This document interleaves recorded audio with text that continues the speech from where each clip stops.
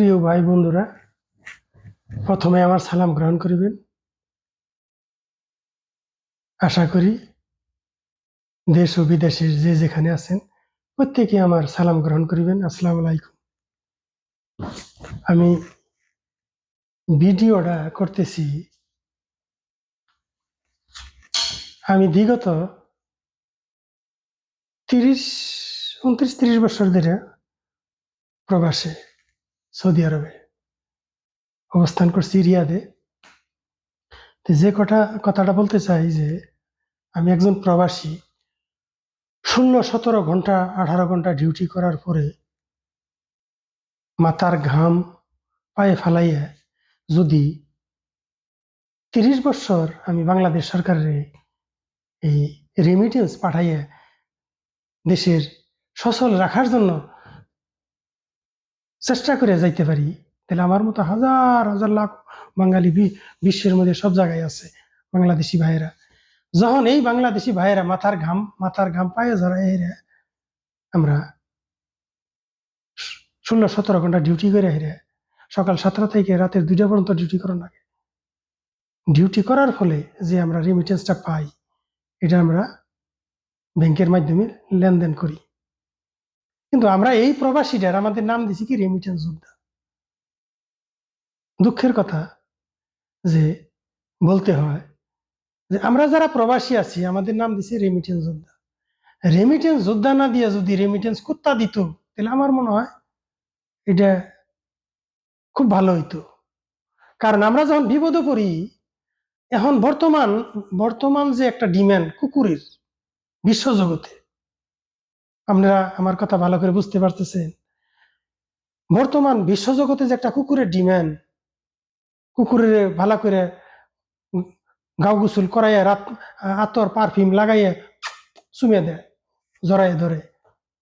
আর আমরা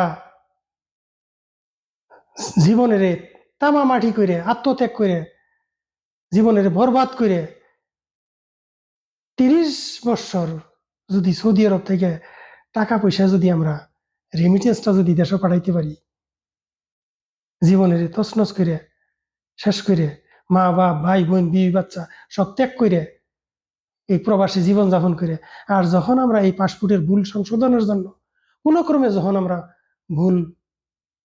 পাসপোর্টের ভুলের জন্য দাঁড়ে এম্বাসিতে, বাংলাদেশের পাসপোর্ট অফিসে, যেখানেই যান আপনি সহযোগিতা পাবেন না। কিন্তু আপনার মনে করবো যে আপনি একজন প্রবাসী যে রেমিটেন্স যোদ্ধা, তা না। আপনার মনে করবো যে আপনি সবচেয়ে বড় একটা কুকুর আইছেন, আপনি ভক করতেছেন। কিন্তু আপনি সামান্য একটু সহযোগিতা পাইলেই এই ভুল পাসপোর্টটারে সংশোধন করতে পারবেন। সেটা হলো এম্বাসি হই, আর হইলো আপনি যে ডিস্ট্রিক্টে থাকেন এই ডিস্ট্রিক্টে হই, আর ঢাকা আগারগাঁও হই। যদি যারা বড় বড় অফিসাররা বই হয়েছে এখানে, এরা যদি আঙ্গুরের মতো আমাদের মতো সাধারণ জ্ঞানের মানুষের, কারণ আমরা সাধারণ জ্ঞানের মানুষ, আমাদের ভুল হইতেই পারে। আমাদের যদি এই পাসপোর্টে ভুল হয়ে থাকে তাহলে ক্ষমা চাই। কিন্তু আপনাদের যে এই ভুল পাসপোর্টে, যে নানান ধরনের ভুল পাসপোর্টে, জন্ম নিবন্ধনের সঙ্গে আইডির মিল নাই, আইডির সঙ্গে পাসপোর্টের মিল নাই, কারণ আমি দিলাম এটা বাড়াই আইলো এটা।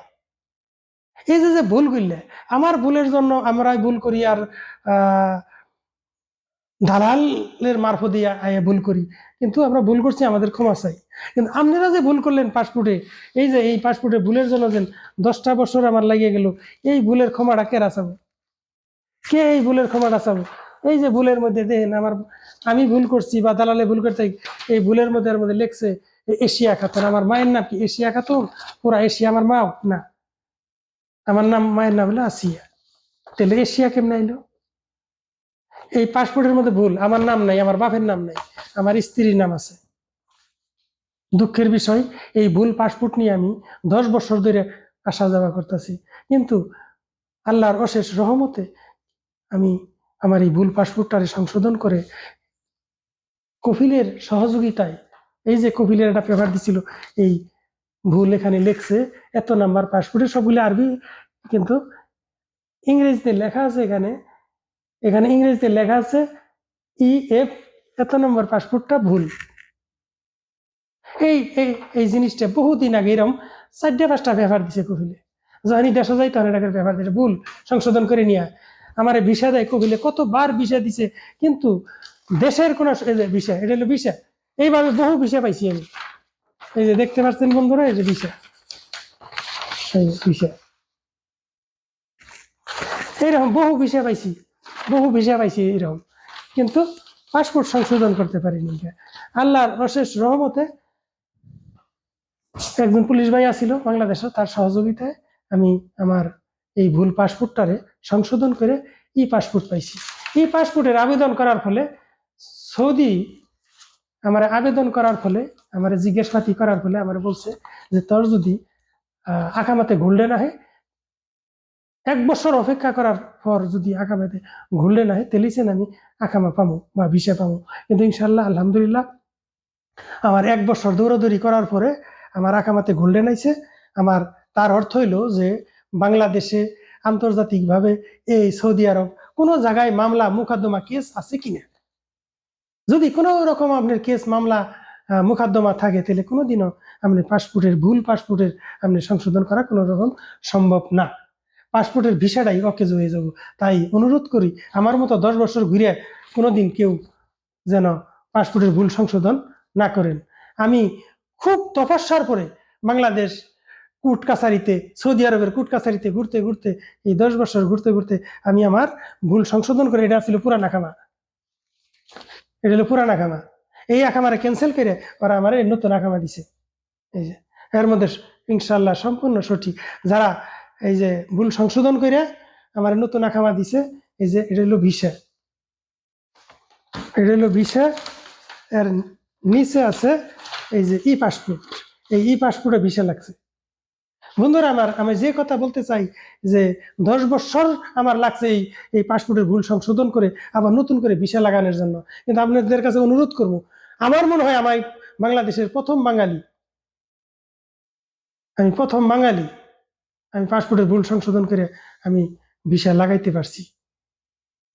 অনুরোধ করবো আপনারা এমন কোনো কাম করবেন না যাতে ভুল সংশোধন করবার যায় আপনার পাসপোর্টটা অকেজ হয়ে যায়। আসসালামু আলাইকুম, ভালো থাকেন, সুখে থাকেন।